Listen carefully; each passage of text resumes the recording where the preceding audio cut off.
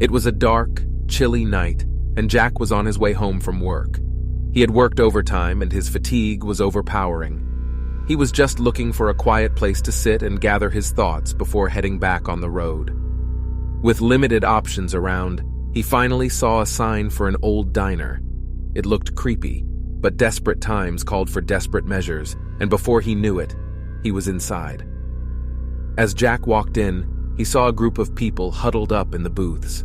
Everyone was staring at him. It made him uneasy.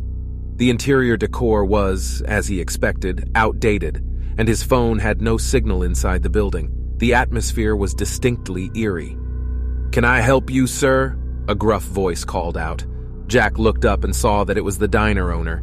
"I just need a coffee," Jack said, still feeling uneasy.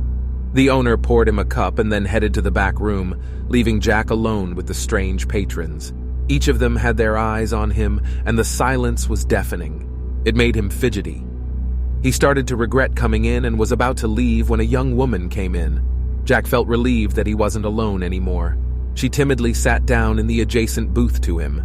As they sat in silence, she occasionally glanced at Jack, giving him a smile which he returned with a nod.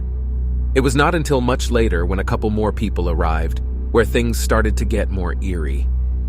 Jack began to feel uneasy again. The owner came back and started making food, but the odd selection items on the place made Jack took notice. He couldn't read the menu, but he could swear he saw rat's tail soup. Why would anyone eat something so gross? But as the owner was cooking, Jack couldn't shake the feeling that he was mixing something into his food, something that wasn't meant to be consumed. The group of people beside him were now conversing in whispers. Jack could soon tell they were discussing about him. He couldn't make out what they were talking about, but their body language was off. They shot glances at him and whispered conspiratorially. Jack could feel something sinister was brewing. Exhausted, he decided to ignore them all, finishing his coffee and starting to prepare to leave. But as he stood, the world started to blur. His head started spinning, and his body started feeling heavy. Before he knew it, he was on the ground, crumbling and gasping for air. The people in the diner slowly started coming closer to Jack, now that he was weakened. He struggled to keep his eyes open, but he knew deep down there was something horrific that was about to happen. The woman he had seen earlier dropped down beside Jack, cradling him in her arms. Jack could now see her face close up, but the woman had some distorted features, pale skin, and lifeless eyes. She gave him a wicked grin, and he realized that she was one of them, one of the creepy people in the diner. Jack tried to move, but his limbs felt heavy and unresponsive. He couldn't make a sound, but his mind was racing. He was trapped, and he knew it. The people around him were laughing and sneering. He could hear them talking, but the words didn't make sense.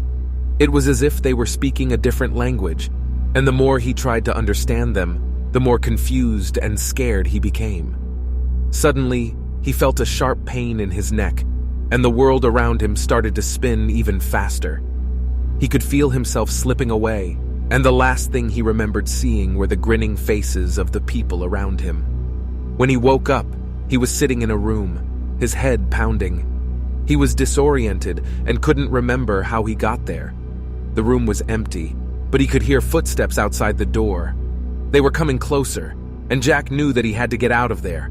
He tried to open the door, but it was locked. He searched the room but couldn't find any other way out. Panic set in as he realized that he was trapped. Eventually the door opened, and in came the woman from the diner. She had a tray with a bowl of soup and some bread. She didn't say anything, but placed the tray beside him. Jack stared at the bowl of soup, his mind racing. He knew that he couldn't trust it, but he was so hungry. He picked up the spoon and took a bite, but immediately regretted it. The soup tasted vile, and he realized that he had made a terrible mistake. He tried to stand up, but his legs wouldn't support him. He slumped back into the chair, his heart racing. The woman watched him closely, her eyes glowing in the darkness. As Jack's vision started to blur, he realized that he had been poisoned again. He tried to fight it, but his body was too weak. The last thing he remembered was the woman grinning at him before everything went black. Jack woke up again, but this time he was in a hospital bed. He had no memory of how he got there, but he was grateful to be alive. As he lay there, he realized that his adventure in the small town had been a big mistake. He had been lured in by the promise of mystery and intrigue, but he had underestimated the danger that came with it. He made a promise to himself that he would never be so foolish again. He would stick to the well-trodden path and avoid the unknown, no matter how tempting it seemed. Feeling humbled by his experience, Jack left the hospital and headed back home, grateful for the safety and familiarity of his everyday life. He never forgot the lessons he had learned, and his adventure in the small town stayed with him as a cautionary tale of the dangers that lurked in the shadows.